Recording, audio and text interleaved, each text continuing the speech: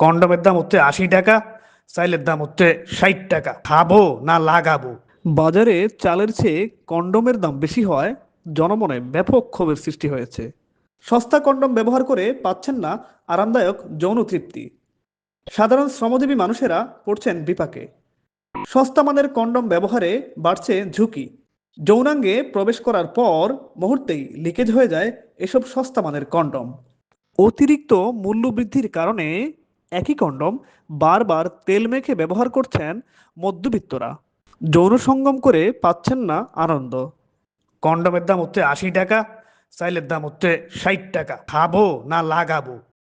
তবে বাজারে ভালো মানের কন্ডোম থাকলেও তা সাধারণ মানুষের ক্রয়সীমার বাইরে। বাজারে গিয়ে দেখা যায় ভালো মানের কন্ডোমের দাম ৮০ টাকা থেকে শুরু করে ৩০০ টাকা পর্যন্ত, যা কিনা সাধারণ মানুষের পক্ষে ক্রয় করা সম্ভব নয়। তারেক রহমানকে বলবো, আপনি নির্বাচিত হয়েছেন, কন্ডোমের দাম আগে কমান। দেশের জনসংখ্যা জায়গা দিতে পারবেন না। এরপরে জনসংখ্যা বৃদ্ধি হলে সব দোষ গরিব মানুষের উপরে পড়ে। সরকারের কোনো এদিকে কোনো নজর নাই। হায়াল্লা খালেদ, ভুয়া নিউজ, ঢাকা।